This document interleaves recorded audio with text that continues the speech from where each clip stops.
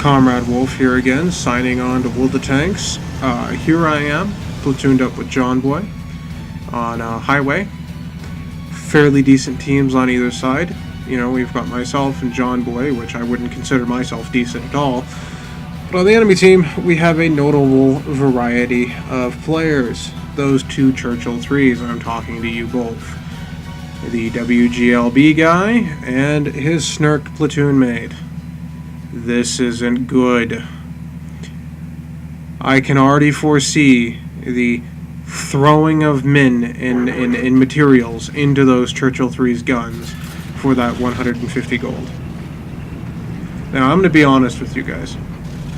When I had this match, I was in a very, very bad mood. Me and John Boy had just rolled through hell. The last 2 days we have been having the worst matchmaking possible, the worst teams possible. So, you know, admittedly, I started out the game with the wrong intent. I'm thinking, you know what, screw it. I'm just going to charge into the city. There's no point. There's a WGLB guy on the enemy team. I'm doomed for, you know, there's no point in me even trying. Reluctantly, I started going the proper way, towards the 1-2 line. Rolling through this house here, because fuck your house, completely. You don't need a house. Pushing my little stock turret T-34-57 through the field here. Just a side note, yes, I play it with the stock turret. I prefer the stock turret over the ladder turret, because the T-34-57, at least in my definition of its historical uses, used this very turret. Pushing up, putting shots onto this M8A1. M8A1 dies, T-49 flanking, put a shot into him. Now notice my outstandingly low alpha. There was a 73 damage shot on the T-49. What I have is rate of fire. I put that to work here on this Panzer III. Come around, 3 shots into him. He bounces his 1 shot. The BT-7 is trying to jump me, bounces me over and over and over again, putting the sloped work of my tank to advantage, and then within literally 2 minutes of the game, I've already gotten 3 kills. But there's a problem. KV-1 is moving up on my position, and this is where I'd like to call out the player on my game, or on my team, that made this match possible. You'll see his glorious appearance right there in chat. Roboot. Fire, knock out the T-49. That's protected Roboot from getting flanked. Pull out, KV-1 fires, I plonk a shot back, 83 damage, minuscule amount of firepower onto this KV-1. And now the KV-1 and my KV-1 Roboot are engaging. I've got to do something. I've got to protect Roboot. You know, I can't let Roboot sit there and die. He's at 24 HP. I start flanking, put the rate of fire to work. 5th kill. 1,096 damage rolling off of my teeth at this point. I start putting the speed of the tank to the advantage. I'm getting shot at. You know, there's obviously something out there that can see me. Pushing through the field, trying to disengage. KV-1's going to go ahead and lumber his way along as well and you know, work to support the team. Spot the T-40, and here's where I make a very stupid move. I don't recommend doing this. If you're winning, you know, and you're in a light tank like the T-34 is, yeah, ram kills are fun, but it costed me a lot of my HP. So, we're winning by 2 tanks, but the town is falling apart. There goes John Boy. We're now winning with 1 tank. There's an AMX-40 holding the city against 4 enemy vehicles. I think I can speak for everyone when I say that the AMX-40 has nil chance at taking on 4 enemy tanks. I was surprised to see he managed to kill, and I compliment the player for that. In all of my experiences with the AMX-40, couldn't do anything. That's my personal bias, though. So, we're going to park my little T-34 here. The stock turret, you know, one of the disadvantages of using it, besides the slightly slower reload, is that I've only got 270 millimeters, or not millimeters, 270 meters of view range. God, if I had 270 millimeters, that would be horrible. But I've got 270 meters of view range. If I had the top turret, I'd have 350. Now, don't quote me on those numbers. I'm just going off of the memory here.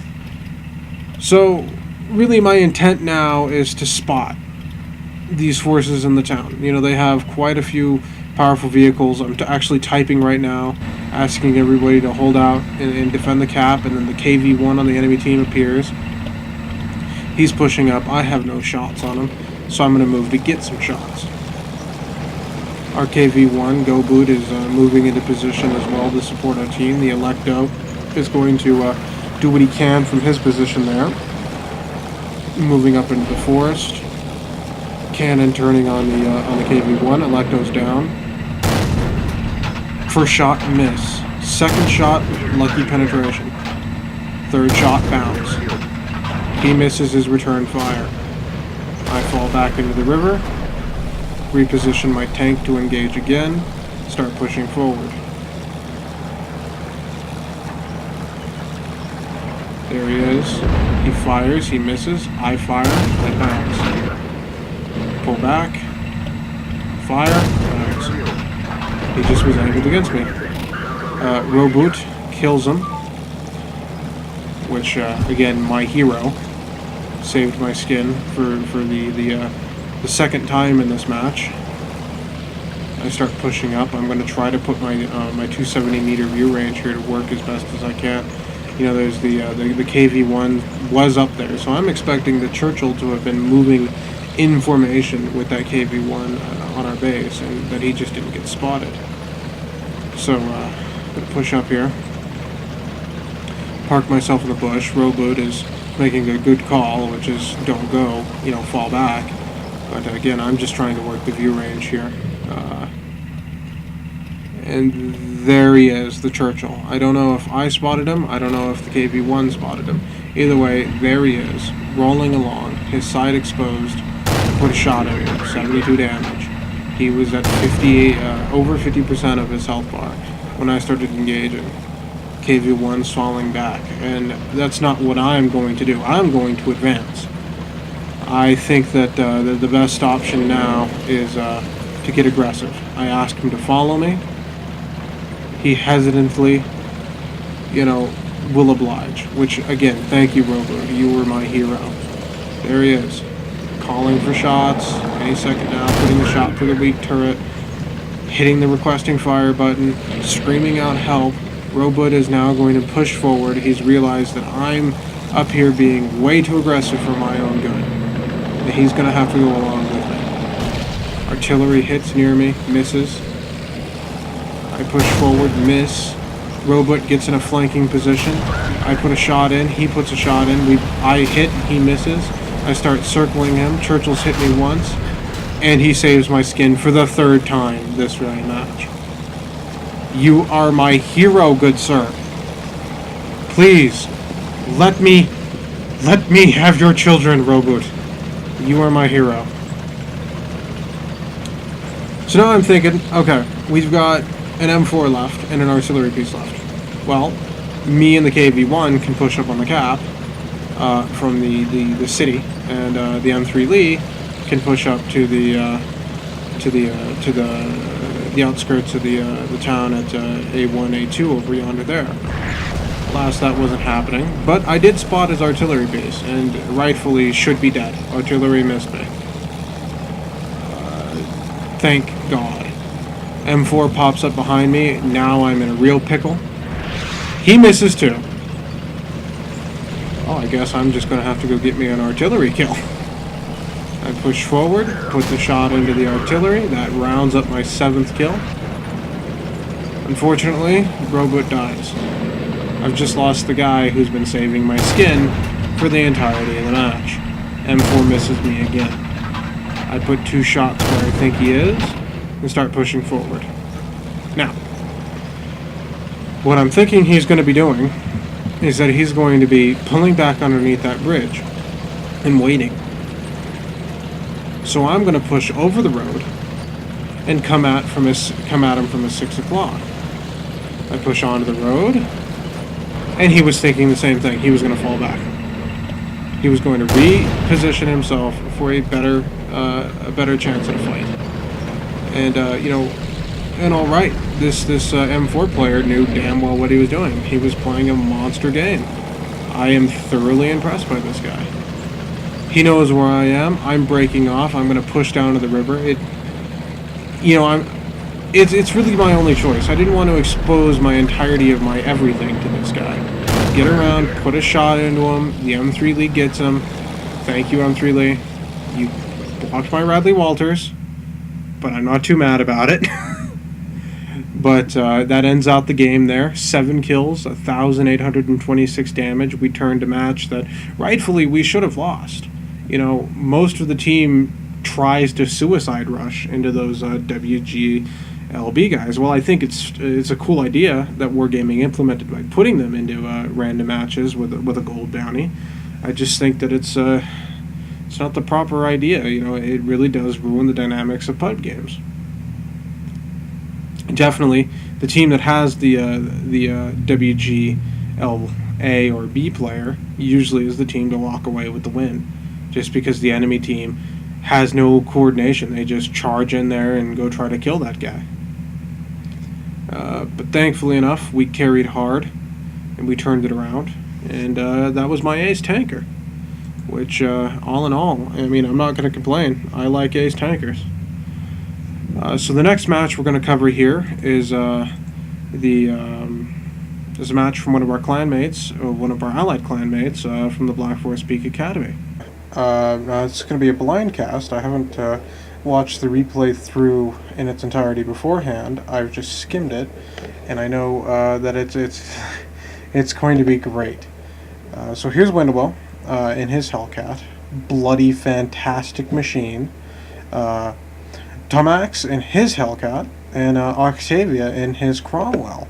All in all, a great little platoon to roll in a fairly decent little match here on Murovanka. Let's get this show on the road. Wendell submitted this to me, saying it was a great match. And he carried fairly hard, him and his platoon mates here. So I'm going to put that to the test here and check this out. Like I said, I've only skimmed through it as of recently, so I know he carries. I know the outcome of the match. I don't know what occurs between now and then. M4 in the center. Just gonna try to line up a shot, but to no avail there. So the Hellcat's one of my favorite Tier 6 tanks in the game. Fairly high rate of fire, beautiful tank, extremely high camo rating. The thing is a monster. You can roll up on somebody, and most of the time they won't know you're there if you've got it outfitted properly.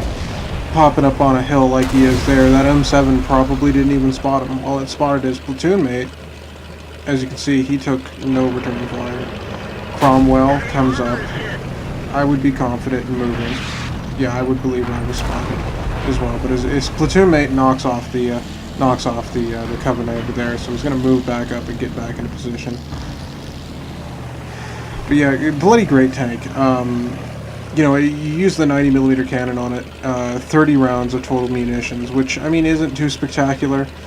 But I've had matches like on Siegfried Line when I got my ice tanker, my Hellcat. It was a Tier 8 match on Siegfried, and I used all 30 rounds in my magazine, and they were all standard AP, and 25 or 26 of them penetrated. That's a lot of damage. That is a ridiculous amount of damage. I was top of the team, top of the game when I did that, and from that day forward, I just fell in love with the Hellcat.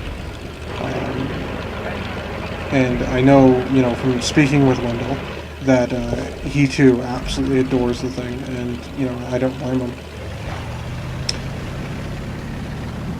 Matches are starting to go a little bit south here. They've got cap. We're 2 tanks down. Our team is Wendell's team is in a fairly bad position to take that location back. But, you know, Wendell's got to hold this flank down. The artillery's right here. Magical Force of Doom always has somebody in it. We pull up back up to his little camp spot here and park his Hellcat and take a scan from enemies with his binocs here. Which, that's one thing I want to touch on real quick. The Hellcat, what makes it have such a ridiculously high camo rating, at least in my opinion, I don't know any of the game facts about it. Another Hellcat just ran up on Wendell here. Is that it's an open-top turreted tank destroyer. It's got a fairly small profile, so, you know, obviously your camo nets and your camo, bloody good shot right there. And Octavia pulls the kill for his third kill. Good game, man. I mean, you know, good show. Anyway, back to what I was saying. So the Hellcat, it's got a fairly limited profile, and it's got a turret. So when you're moving, your binocs and your camo nets will disengage. But when you're holding still, they'll, you know, activate. And that's the beauty of turreted TDs. As long as you don't move the hull, your binocs and your camo net will not disengage. So Wendell's realizing this has turned fairly bad.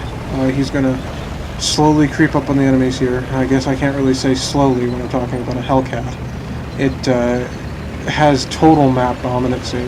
You can reposition at 60 kilometers per hour. And here he's loading his gold munitions. I really don't blame him. You've got to make sure now that every shot penetrates.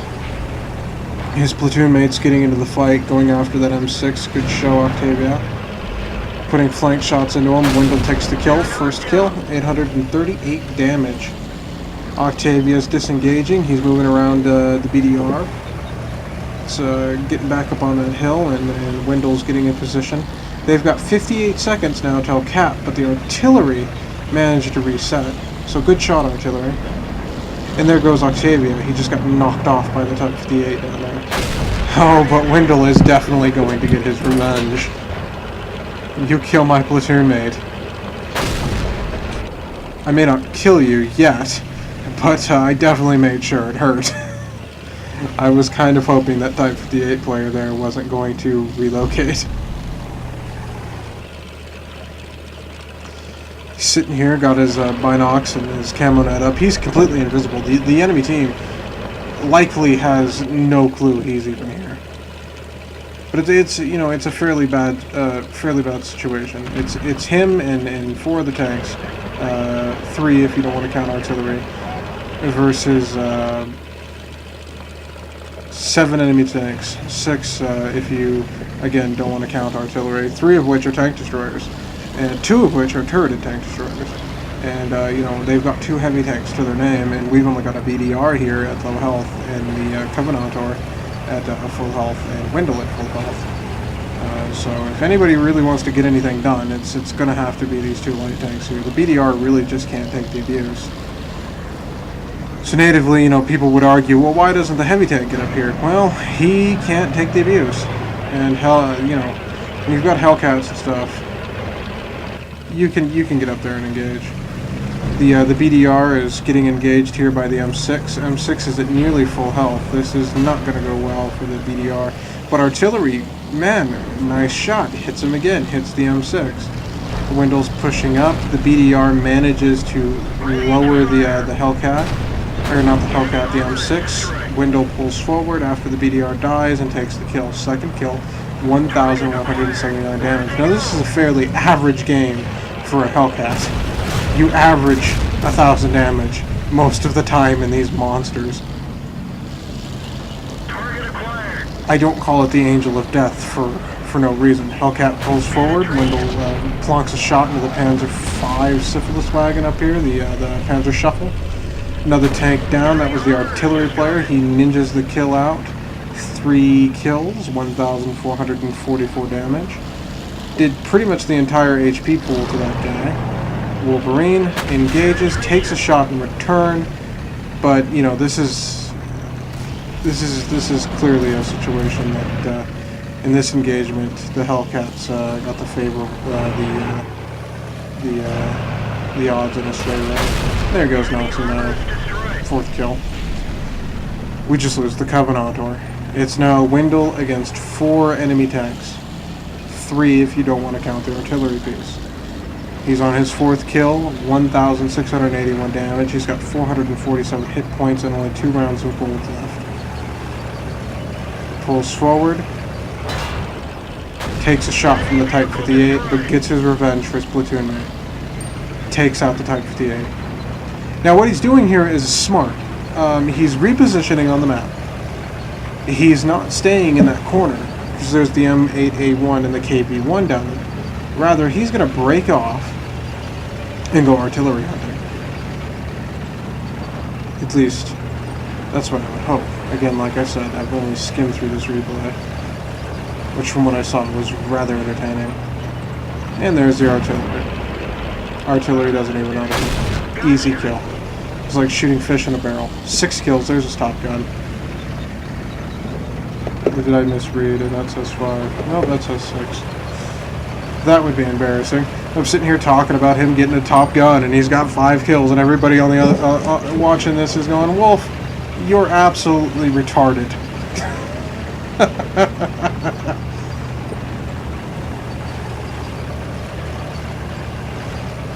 So yeah, what Wendell's doing now is extremely smart. He's engaged the artillery. They know he's at the north of the map. And what they're probably going to do, most pub teams would, is they're going to go to the cap. And Wendell's going to go all the way around the outskirts of the city, putting his 60 kilometers per hour to work.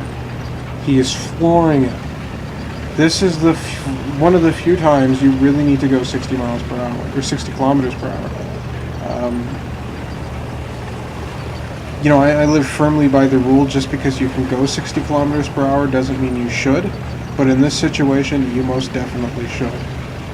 And, you know, he's showing some masterful performance here. A masterful performance here in his Hell Kitty. So he's skirting down using the terrain to his advantage here, just in case if they're still there. There's a tank on cap. Gonna pull up here, check, make sure nobody's here, and creep along the red line. He's staying along the outskirts of the map, minimizing his ability to get spotted. I mean, what I mean is that you've got a tank, say, at G5. If he was any further up, skirting along the H or J line, he would be posing a higher risk of getting spotted.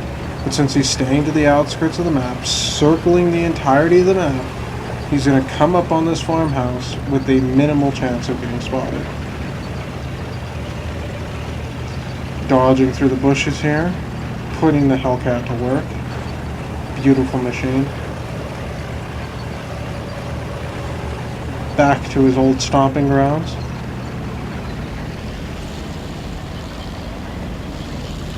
And he stops in a second here. He's planning his cover, knocks down a tree. That was a bit, that was a bad thing. But he acts on it. He backs up. He's like, if they're watching that area, they just saw the tree fall. They know I'm right there. So he comes around the other side of the building. Zooms in, stops.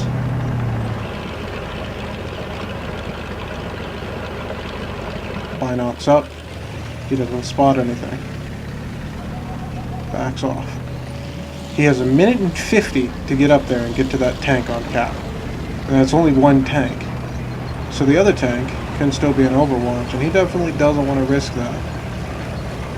He's going to push forward. He's got to do something, even if he has the time. Quickly take a peek. Nothing. There it is, KV-1.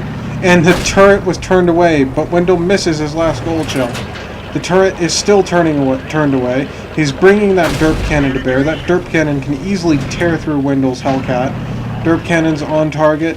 Wendell backs up. He's reset cap. He's bought himself 3 minutes. There's no need to rush this. He pulls up, plonks a shot, and the KV-1 misses. 2,358 damage, and he's about to secure his 7th kill. There you go, 7th kill. Now it's just him and an M8A1. This is an easy Radley Walters medal. Or is it Pools? I believe it's Radley Walters. I hope it's Radley Walters, or you guys are going to be making fun of me. Plonks a shot in, 223 damage shot, 2,727 is what he's sitting at now with 7 kills. The M8, Target acquired. in all honesty, you were doomed, buddy. It's a shame. But, you know, Black Forest was on the enemy team. So I do feel bad for everybody that was on the enemy team. Wendell was in his monster Hellcat and pulled a glorious victory. So props to you, Wendell. Great freaking match. I definitely love watching Hellcats carry like that. Anyway, I don't mean to ramble on. I've procrastinated doing this for long enough. We've got to get a video up. So I'm going to cut it short and not cast the third game. I apologize. You can flame me in the comment section for being Procrastination Wolf. I will not blame you. Anyway, this is Comrade Wolf, Commander of Prov here at the GuP Alliance, signing off. I wish you all a wonderful evening and a wonderful time tanking.